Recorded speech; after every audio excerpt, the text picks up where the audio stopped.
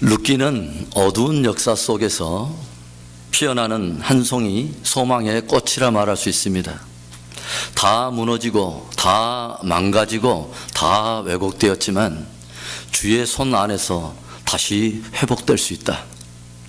다 무너지고 다 망가졌어도 얼마든지 다시 영광을 회복할 수 있다라고 우리에게 소망을 주며 희망을 도전하는 책입니다.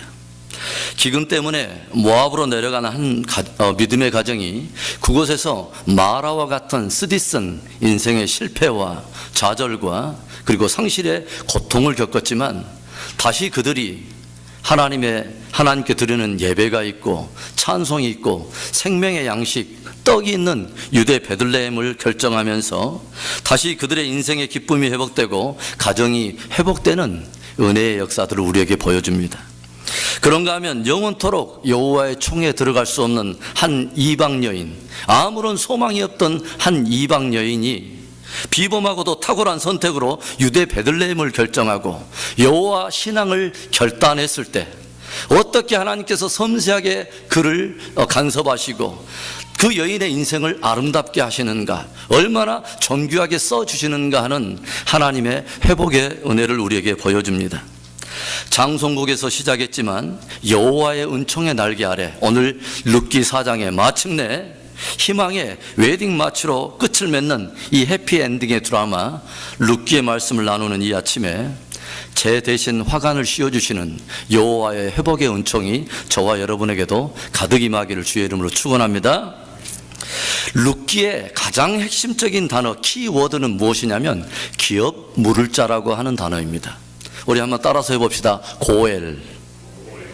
고엘은 히브리어 단어예요. 기업 물을 자에 해당하는 단어입니다. 그런데 무르다고 하는 이 표현이 무슨 말이냐면, 무르다고 하는 말은 무엇인가 빼앗겼던 것, 무엇인가 저당 잡힌 것, 무엇인가 잃어버린 바 된 것을 다시 찾아온다라는 의미입니다. 다시 찾아온다라고 하는 의미예요. 그래서 고엘이라고 하는 말은 빼앗기고 상실하고 잃어버렸던 무엇인가를 값을 치러내고 다시 찾아오는 사람, 바로 그 사람을 고엘이라고 말하는 것이죠. 구약에 보면 하나님께서 이스라엘 가운데 이 고엘 제도가 있어야 될 것을 주님께서 명령을 하십니다. 그런데 이 고엘 제도가 해당되는 경우가 4가지가 있는데, 먼저는 만일 어떤 사람이 가난해서 자기가 가지고 있는 땅을 누구에겐가를 팔아버렸을 때 그 가까운 형제 중에 하나가 그 팔아버린 땅을 다시 한번 되찾아주기 위해서 값을 치르고 되찾아올 때 형제를 위해서 기꺼이 값을 지르고 그 땅을 찾아와서 형제에게 회복시켜준 바로 그 사람을 뭐라고 부르냐면 고엘이라고 부르는 것입니다. 두 번째는 사람이 빚 때문에 할 수 없이 자기의 몸을 팔아서 누구에게 종으로 팔려갔을 경우에 가까운 형제가 그 몸값을 지불하고 그 형제를 다시 찾아와 그 형제로 자유케 할 때 싹을 지불하고 형제로 다시 한번 자유를 가져다주는, 자유를 찾아주는 바로 그 사람을 고엘이라고 부른다는 것이죠. 그리고 세 번째는 사람이 아들이 없이 죽어서 그 다음 대가 끊어졌을 경우에 바로 그런 경우에 가까운 형제가 홀로 된 미망인에게 들어가서 아들을 낳아 죽은 형제의 이름으로 그 기업을 잇게 하는 경우에 값을 치르고 죽은 미망인에게 들어가 그 아들을 낳게 하여 죽은 형제의 이름으로 기업을 있게 해주는 바로 그 사람을 또한 고엘이라고 부릅니다. 그리고 마지막으로는 누군가가 부지 중에 피살을 당했을 경우에 가까운 그 형제가 그 살인자를 찾아서 죽임으로 죽은 형제의 원한을 갚아줄 때 죽은 형제의 원한을 갚아주는 바로 그 사람을 뭐라고 부르냐면 고엘이라고 부르는 것이죠. 그래서 이처럼 형제가 잃어버린 그 땅을 값을 지불하고 되찾아주는 자, 형제를 종살이에서부터 값을 지불해내고 다시 그를 자유케 하게 해주는 자, 그리고 형제의 잊혀진 바 되고 잃어버린 그 이름을 다시 되찾아와서 그 형제의 이름으로 기업을 잇게 해주는 사람, 그리고 그 억울하게 죽은 형제의 원한을 갚아주는 바로 이런 여러 의미를 담아서 그 사람을 뭐라고 그런다고요? 고엘, 기업 물을 자라고 말을 하는 것이죠. 성경에서 이 고엘이라고 하는 단어가 가장 먼저 등장하는 것은 출애굽기의 그 출애굽의 사건을 전후로 등장을 합니다. 출애굽기 6장에 보면 하나님께서 400년 동안 애굽에 종살이하던 이스라엘 백성들을 구출해 내실 때 주님께서 어떤 약속을 주시면 내가 그들의 노역으로부터 그들의 압제로부터 너희를 건져내리라라는 말씀을 하셔요. 여기에서 건져낸다고 하는 그 단어가 동사 가알이라고 하는 단어인데 이 단어의 명사형이 곧 고엘인 것입니다. 하나님께서 자신의 백성들을 애굽의 종살이로부터 구원하고 건져내시는 이 사건을 통해서 하나님 당신 스스로가 자신을 따르는 온 이스라엘 백성들의 참된 고엘이신 것을 드러내고 있는 것입니다. 나 만군의 여호와가 종된 너희를 애굽의 바로의 압제로부터 너희를 건져낼 것이며 너희의 잃어버리고 빼앗긴 바 된 그 약속의 땅을 너희에게 되찾아주며 너희의 잃어버린 바 된 그 사라져버린 바 된 이스라엘의 이름으로 너희를 다시 일컬으며 너희를 압제하고 죽였던 바로에게 그 원수를 갚아주는 바로 너희의 고엘이라고 주님께서 가르쳐 주시는 것입니다. 보아스는 룻과 나오미에게 고엘이었습니다. 가나안 때문에 팔아버린 땅, 그 잃어버린 땅을 다시 그들에게 되찾아 줄 수 있는 유일한 나오미와 룻에게는 유일한 희망이 바로 고엘인 보아스였던 것이죠. 아들 없이 이제는 홀로 남게 된 룻과 나오미에게 남편의 이름으로 다시 그 기업을 있게 해줄 수 있는 유일한 희망이 바로 고엘인 보아스였다고 하는 것입니다.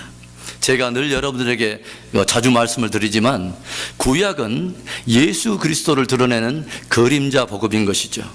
왜 하나님께서 이스라엘 백성 가운데 그들의 종살이 되었던 곳에서 그들을 건져내는 고엘로 자신을 드러내시는 역사를 구약이 기록하고 있느냐? 왜 보아스를 통해서 이방인 바로 그 모압 여인 룻과 유대 여인 나오미에게 있어서 보아스가 바로 고엘인 것을 드러내고 있느냐? 이것은 장차 온 인류를 구속해 내실, 온 인류를 죄악과 모든 사망의 권세에서 구원해 내실, 그래서 참 자유를 가져오게 하실 영원한 우리의 고엘이신 예수 그리스도를 드러내기 위한 그림자라고 하는 것이죠. 예수 그리스도만이 저와 여러분에게 죄와 사망의 그 종이 되어서 잃어버린 바 된 하늘의 유업을 다시 잊게 하실 유일한 고엘이 되십니다. 예수 그리스도만이 저와 여러분의 이름을 다시 생명책에서 다시 한번 회복해내고 찾아내실 유일한 고엘이 되십니다. 예수 그리스도만이 영원한 형벌에 놓여 있어서 그 사망과 심판의 종로를 할 저에게 십자가의 싹을 다 지불해내시고 저와 여러분에게 참 자유를 가져오실 저와 여러분의 영원한 고엘이십니다. 그런데요, 누군가가 형제를 위해서 이 고엘의 권리와 의무를 행하려면 반드시 고엘을 행하려고 하는 사람은 세 가지 조건을 꼭 만족시켜야 됩니다. 세 가지 이 조건이 그에게 충족되어야 그는 비로소 어떤 형제를 위해서 고엘의 권리와 의무를 행할 수 있다고 하는 것이죠. 그 조건이 무엇입니까? 그리고 이것은 그리스도 예수 안에서 어떻게 성취되었을까요? 이것을 오늘 아침에 우리가 함께 나눠보려고 합니다. 첫째로 고엘의 권리와 의무를 행사하려면 반드시 그는 한 형제이거나 아니면 한 혈통에 속한 가까운 친족이어야 됩니다. 룻기 2장에 보면 보아스라고 하는 인물이 처음으로 룻기에 등장하는데 이 보아스라고 하는 인물을 소개할 때 첫 단어가 이것입니다. 보아스는 엘리멜렉의 친족이라고 하는 것이죠. 엘리멜렉의 친족 중 유력한 자가 있었으니 그가 곧 보아스라고 말을 하는 것입니다.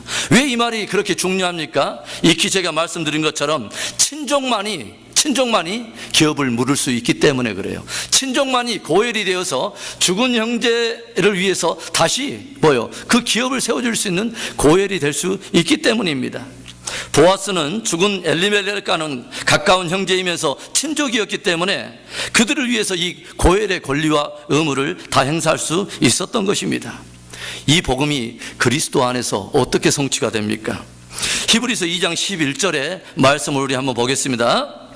거룩하게 하시는 자와 거룩하게 함을 입은 자들이 다 하나에서 난지라 그러므로 형제라 부르시기를 부끄러워 아니하시고, 예수님께서 우리를 진실로 구속하시려면 진실로 우리를 거룩하게 구속을 하시려면 먼저 예수 그리스도께서 해야 될 일이 하나 있어요. 그건 뭐냐면은 우리의 형제가 되어야 된다고 하는 것이죠. 우리와 한 혈통에 속한 한 형제 내지는 친족이 되어야만 우리를 위해서 고혈의 권리와 의무를 행사할 수 있는 것입니다.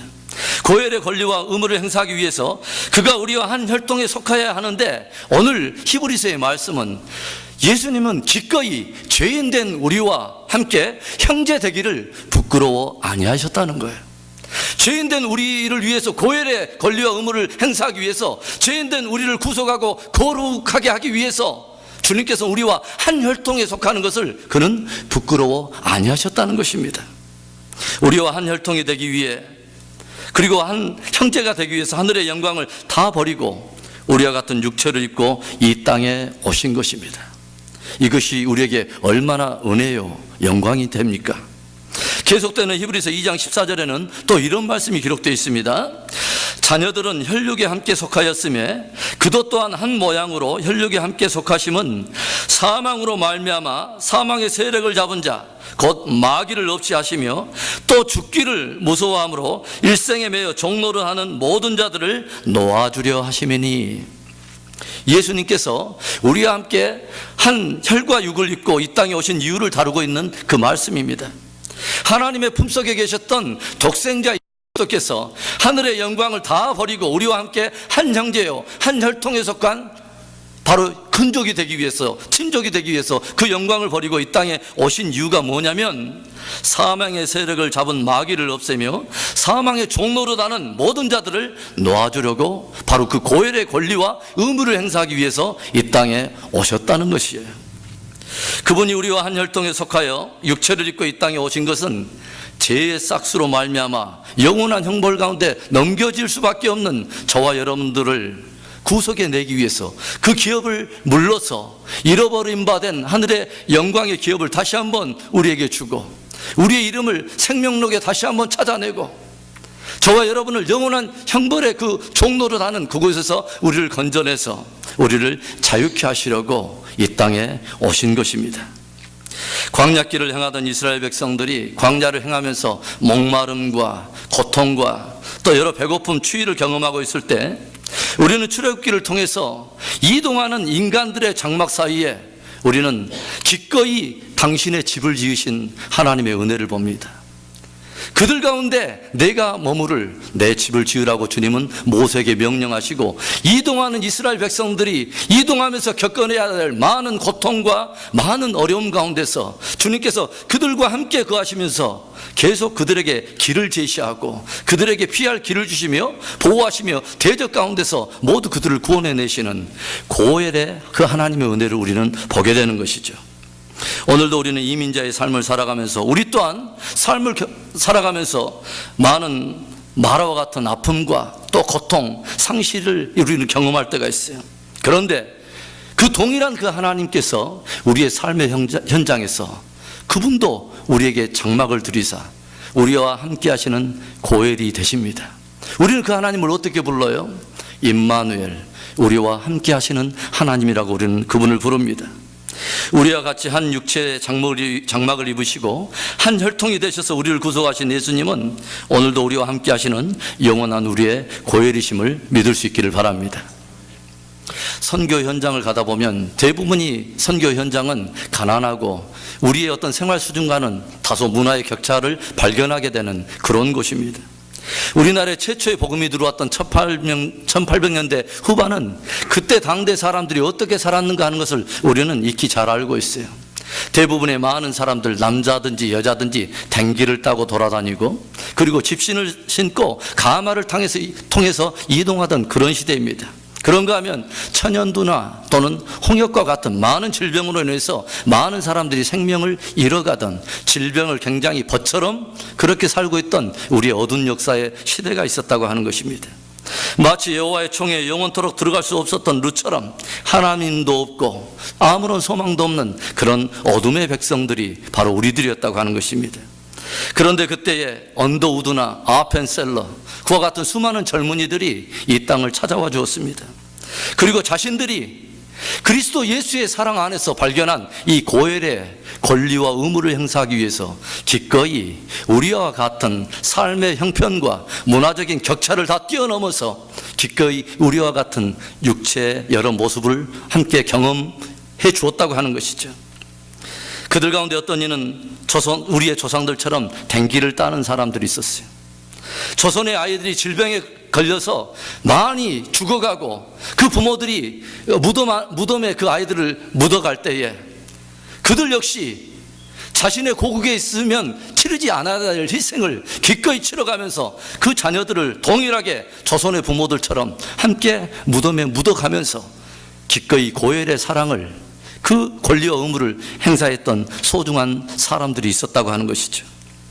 영원토록 죽을 수밖에 없는 소망 없는 자들을 구원하기 위해서 기꺼이 한 혈통, 한 형제가 되어주신 예수 그리스도의 고엘의 사랑을 경험한 저와 여러분들에게도 소중한 이 고엘의 사랑을 함께 나눠야 할 거룩한 책임과 거룩한 부담이 있는 것이죠. 우리는 복음에 빚지고 사랑에 빚진 사람들입니다. 오늘도 하늘의 기업을 잃어버린 채 죄의 종노릇 하면서 생명책에 그 이름이 지운 바 되고 잃어버린 바 된 이웃과 세상을 향해 우리도 주님처럼 낮은 마음으로 저들에게 다가가 이 고엘의 사랑을 함께 나누는 복된 성도, 복된 교회 되는 우리가 될 수 있기를 주의 이름으로 축원합니다. 기업 물을 자, 즉 고엘이 되기 위한 두 번째 조건은 무엇이냐? 그는 유력한 사람이어야 됩니다. 유력한 사람. 룻기 2장 1절 보아스를 소개할 때 제일 먼저 등장한 단어가 뭐예요? 엘리멜렉의 친족이었는데 그 다음 등장하는 단어가 뭐냐면 친족 중 유력한 자가 있었다고 말을 합니다. 그 유력한 자, a man of standing, 탁월한 자, 뛰어난 자, 유능한 자라는 뜻이에요. 제가 이 앞전 시간에 이 단어를 설명해서 키포르 하일이라고 하는 단어를 설명하면서 이는 경제적으로도 힘이 있고 도덕적으로도 흠이 없어서 많은 사람들 앞에 명망과 존경을 얻는 그런 사람들을 바로 유력한 자라고 말을 했습니다. 보아스가 기업 물을 자의 자격에 해당하는 가까운 형제 내지는 친족이라 할지라도 그가 형제를 위해서 기꺼이 물러줄 수 있는 경제적인 여력이 없다거나 그럴 의지가 없으면 전혀 이 고엘의 권리와 의무는 행사되지 않는 것입니다. 그런데 보아스는 경제적으로도 힘이 있었고 도덕적으로 윤리적으로 흠이 없어서 많은 이들의 신망을 입고 있는 귀한 사람들이었어요. 모든 것을 다 잃어버린 룻과 나오미에게 이와 같은 보아스, 고엘이 있다고 하는 것이 얼마나 축복된 복음입니까? 죄와 사망 가운데 종노릇하던 우리들을 구속해 내기 위해서 예수 그리스도 안에서 먼저 충족돼야 될 조건은 무엇이냐? 하나님이 요구하시는 죄인을 구속할 만한 바로 그것에 하나님이 요구하시는 율법의 모든 요구들을 다 충족시킬 만한 주님께는 거룩의 능력이 있어야 됩니다. 죄가 없어야 된다고 하는 것이죠. 왜냐하면 죄인은 죄인을 구원할 수 없기 때문에 반드시 거룩의 능력이 있어야 됩니다. 그래서 우리가 구약에 제사를 드리게 되면 많은 사람들이 제물을 가지고 속죄를 이루기 위해서 제물을 가지고 올 때 제사장들이 성전에서 가장 먼저 하는 일이 무엇인지 아십니까? 가져온 제물을 살펴보면서 그곳에 흠이 있는가 없는가를 가장 먼저 살펴보는 것입니다. 만일 눈이 상하거나 다리가 절거나 몸에 흠집이 있으면 절대로 그것은 제물로 드려질 수가 없어요. 하나님은 그 제사를 받지 않으십니다. 성경에서 우리가 복음서에 보면 유월절이 점점 가까워서 주님께서 십자가에 당신이 유월절 하나님의 어린 양으로 드려지기 위해서 성전에 들어올 때에 성경은 무엇을 기록하고 있냐면 많은 사람들이, 종교 지도자들과 많은 사람들이 예수님으로부터 어떤 죄와 책을 잡으려고 혈안이 되어 있다는 것을 성경이 보여줍니다. 그리고 복음서를 보면 지극히 복음서를 기록한 저자가 의도적으로 어떤 것을 드러내냐면 많은 사람들이 죄와 책을 잡으려 했으나 예수님께로부터 어떤 죄나 허물을 찾아내지 못했다고 하는 것입니다. 죄가 없는 분이라고 하는 것을 하나님께서 고엘에 합당한 자격을 갖춘 바로 예수 그리스도라고 하는 것을 우리에게 보여주는 것입니다. 모든 재판권을 가지고 있었던 빌라도가 오히려 백성들 안에 있는 깊은 악을 보았어요. 저들이 시기로 예수를 자기에게 넘겨준 것을 알았다고 성경은 기록하고 있습니다. 그 공판이 있던 날 빌라도의 아내가 사람을 보내서 이런 말을 빌라도에게 하는 것을 성경이 기록하고 있습니다. 마태복음 27장 19절의 말씀인데요, 총독이 재판자리에 앉았을 때에 그 아내가 사람을 보내어 가로되 저 옳은 사람에게 아무 상관도 하지 마옵소서.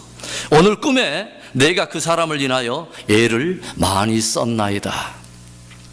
여보, 저 이너센트맨, 저 무죄한 사람의 일에 당신이 잘못 판단해서 저 사람을 유죄로 판결하면 안 돼. 저 사람은 죄가 없는 사람이야 하고 아내가 말했다는 거예요. 사람들이 예수님을 십자가에 못 박으라고 외칠 때 빌라도가 무엇이라고 말하냐면 마태복음 27장 23절 말씀에 빌라도가 가로되 어찌미뇨 무슨 악한 일을 하였느냐, 저희가 더욱 소리질러 가로되 십자가에 못 박혀야 하겠나이다 하는지라. 인간 제도권 안에서, 인간이 만들어낸 모든 행정과 정치적인 모든 제도권 안에서 최종 판결권을 가지고 있는 총독이, 빌라도 총독이 알고 있는 것입니다. 예수님은 죄가 없고 흠이 없다는 것을 알고 있는 거예요. 주님은 거룩의 능력을 가지신 분이기 때문에 그 거룩의 은혜로 죄된 저와 여러분을 구속할 수 있는 유력한 고혈인 것입니다. 그분은 거룩한 분일 뿐만 아니라 모든 형편과 상황에 닫혀있는 모든 사람들의 고통과 아픔을 해결할 수 있는 분인 것을 또 성경이 공생의 사역을 통해서 보여줍니다. 모든 인간들이 당하는 고통과 절고를 예수님께서는 치료하셨습니다. 풍랑 가운데서 흔들리는 그 뱃속에서 제자들이 무엇을 봅니까? 그분의 입에서 나오는 그 말이 위험이 있어서 그 위험의 말씀 앞에 풍랑과 바다가 잠잠한 하나님의 권능을 보지 않습니까? 유력한 고엘 말입니다. 귀신들이 그 앞에서 떨며 쫓겨나가는 것을 봅니다. 오랜 질병들이 그 이름 앞에 다 떨어져 나가는 것을 봅니다. 그리고 사망이 그 앞에서 힘을 잃고 예수님께서 달리다 쿰 말했더니 한 소녀가 사망에서 생명으로 옮겨가는 것을 보고 그 무덤이 봉해진 그곳에서 돌을 치우라 하시더니 나사로야 나오너라 말할 때 그 권능의 말씀 앞에 나사로가 수족을 결박한 채로 나와서 뛰며 하나님을 찬양한 것을 복음서가 기록하고 있지 않습니까? 우리는 십자가에서 마지막 죽임을 당하는 그 순간까지도 주님께서는 죽어가는 형제를 구속하기 위해서 마지막 십자가 위에서까지 그 형제를 구속하기 위한 고혈로서의 마지막 용서하는 놀라운 능력을 우리는 보게 되죠. 진실로 진실로 내게 이르노니 오늘 내가 나와 함께 낙원에 있으리라. 예수님은 모든 믿는 자를 위해서 사망에서 생명으로 부활하셨습니다. 그리고 부활하셨을 뿐만 아니라 지금도 살아계셔서 영원한 고혈로서 우리를 위해서 보좌 우편에서 중보하고 계십니다. 로마서 1장 3절과 4절의 말씀을 우리 한 목소리로 읽어봅니다. 이 아들로 말하면 육신으로는 다윗의 혈통에서 나셨고 성결의 영으로는 죽은 가운데서 부활하여 능력으로 하나님의 아들로 인정되셨으니 곧 우리 주 예수 그리스도시니라. 아멘. 왜 주님께서 부활하셨느냐? 능력으로 부활하심으로 인해서 죽은 자, 사망에 눌려서 죽은 자 된 바로 그 사람들에게 사망에게 원수를 갖고 그 죽은 자 된 우리들을 생명으로 이끌어내기 위해서 주님이 유력한 자로서 능력으로서 부활하셨다고 하는 것이죠. 사랑하는 성도 여러분, 저와 여러분에게 유력한 고혈이 계십니다. 거룩하고 죄와 흠이 없으신 분, 사망과 어둠과 심판을 십자가로 깨버리고 부활하신 주님, 그 부활하신 주님, 성경이 무엇을 기록해요? 이제는 하늘과 땅의 모든 권세를 내게 주셨다고. 이제는 모든 권세를 지신 그 주님은 당신에게 할애된 모든 하늘로부터 주어진 은혜와 능력과 모든 것들을 어디에 모두 다 내어주시냐면 잃어버린 영혼, 죽어가는 많은 영혼들을 구원하기 위한 이 고엘의 권리와 의무를 행사하는데 주어진 모든 것을 다 쏟아내셔서 저와 여러분을 구원해 내신 것입니다. 하나님께서는 이 고엘의 권리와 의무를 저와 여러분에게도 또한 행사하라고 저와 여러분에게 은혜를 주시고 은사를 주시고 재능을 주십니다. 왜 오늘 나에게 하나님께서 건강을 주실까요? 그 건강으로 고엘의 사랑을 이웃에게 전하라고. 왜 우리에게 은사와 여러 재능을 주실까요? 하나님께서 그것을 통해서 오늘도 하늘 유업을 빼앗기고 그 이름이 생명책에서 지어진 바 된 그 영혼들을 찾아내라고 하나님께서는 우리에게 그 고엘의 사랑, 그것을 베풀라고 우리에게 은혜와 은사와 재능을 주심을 믿습니다. 주신 은혜와 은사로 오늘도 죽어가는 영혼을 살리는 고엘의 삶을 이웃과 세상에 펼쳐가는 저와 여러분 될 수 있기를 바랍니다. 기업 물을 자, 곧 구속자 고엘이 되기 위한 조건, 마지막 조건은 무엇이냐? 자원하는 사람이어야 한다는 것이죠. 그가 가까운 친족이라 할지라도, 그리고 기꺼이 물을 수 있는 경제적인 많은 여력과 여러 능력이 있다 할지라도 그가 원하지 않으면 절대로 이 고엘의 권리와 의무는 행사되지 않습니다. 오늘 본문 4장에 어떤 사람이 등장합니까? 보아스보다도 훨씬 더 죽은 엘리멜렉에 훨씬 더 가까운 친족 한 사람이 있었습니다. 그리고 그 사람도 역시 그 기업을 물러줄 만큼 경제적인 여력도 있었어요. 그런데 성문의 장로들을 부르고 그 기업 물을 자를 불러서 보아스가 함께 네가 나오미와 그 룻을 위해서 기업을 물러라 하고 말할 때 이 친구가 절체면은 물은다고 했다가 결국 나중에 거부하죠. 그 이유가 무엇이냐면 4장 6절의 말씀이죠. 그 기업 물을 자가 가로되 나는 내 기업에 손해가 있을까요? 나를 위하여 물으지 못하노니 나의 물을 권리를 내가 취하라. 나는 물으지 못하겠노라. 친족이었어요. 훨씬 보아스보다 우선순위가 있었던 사람이에요. 경제적으로 유력한 사람이었어요. 그러나 이 사람은 그 권리를 포기합니다. 그 권리를 거부해요. 이유가 무엇이냐? 내 기업에 손해가 있을까요?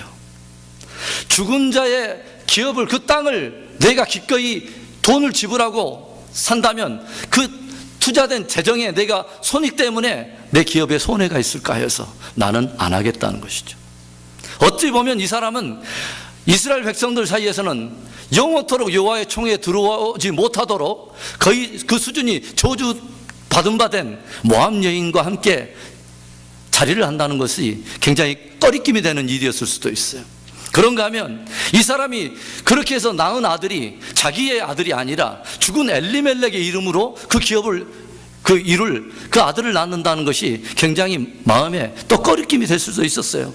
이모저모의 많은 부분에 자기가 치러야 될 대가가 너무 많다는 거예요. 그 대가 때문에, 치러야 될 그 손해 때문에 나는 이 형제로서 고엘의 의무와 권리를 나는 행사하지 않겠다는 것입니다.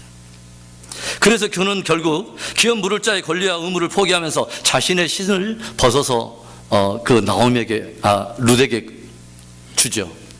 그 왜 그러냐면 신명기 25장에 이 고엘의 제도를 설명하면서 어떤 게 있냐면, 누군가가 그 형제의 기업을 그 무르기를 싫어하는 사람이 있다면 죽은 형제의 아내가 무엇을 하냐면 그 사람에 가서 그 사람의 발에서 신을 베낀 다음에, 그리고 뭘 하냐면 그 사람의 얼굴에 침을 뱉게 되어 있습니다.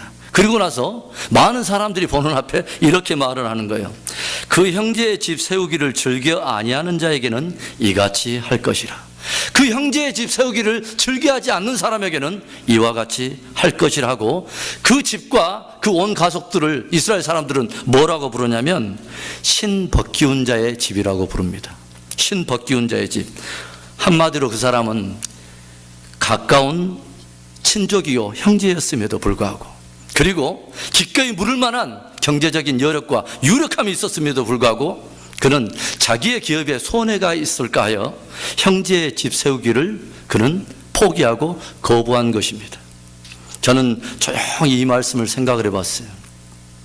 만일에 이 사람이 신을 벗지 않고 기꺼이 죽은 형제의 이름으로 기업을 얻게 하기 위해서 고엘의 권리와 의무를 다 행사했다면 룻기 성경은 다르게 기록됐을 거예요. 보아스가 들어가야 될 바로 그곳에 그 사람의 이름이 들어가 있을 거예요. 형제의 기업을 세우기를 싫어하는 자, 그 사람이 하늘의 생명책에서 이름이 지워지든 말든, 그 사람이 기업을 뺏겨버리든 말든, 그 사람이 평생 영원토록 형벌의 종노릇 하든 말든 내 기업에 손해가 있을까요? 신을 벗지 않고 신을 벗어버린 자, 그런 사람에게 성경이 무엇을 말하냐면 그 형제의 집 세우기를 즐겨하지 않는 자는 이같이 행할 것이라 라고 말을 하는 것이죠. 그러나 보아스의 태도는 달랐습니다. 룻이 그의 밭에 들어왔을 때부터 보아스는 자신의 모든 것들을 여력을 쏟아서 그 룻에게 모든 것들을 다 제공을 하는 것을 우리가 보지 않습니까? 룻이 밤중에 조용히 타작마당에 들어와서 당신의 옷자락으로 나를 덮으소서 말할 때 이 보아스는 내가 기업 물을 자의 책임을 나는 다 하리라 하고 다짐을 하지 않습니까? 보아스는 모든 희생을 감수하고라서도 룻과 나오미의 빼앗겼던 그 기업을 되찾고 죽은 엘리멜렉의 집을 다시 세우기 위해서 기꺼운 헌신을 했던 것을 성경이 우리에게 보여주면서 저와 여러분을 도전하는 것입니다. 하나님께서 당신의 자녀들을 구속하기 위해서 그 아들을 내어주실 때 하나님이 어떻게 내어주셨는지 아십니까? 그것을 로마서 8장 32절은 이렇게 기록하고 있습니다. 자기 아들을 아끼지 아니하시고 우리 모든 사람을 위하여 내어주시니까 어찌 그 아들과 함께 모든 것을 우리에게 은사로 주시지 않겠느냐. 아들을 내어주실 때 주님은 아끼지 않으셨다는 것이죠. 기꺼이 사랑으로 자원해서 주님은 아들을 내어주셨다는 것이죠.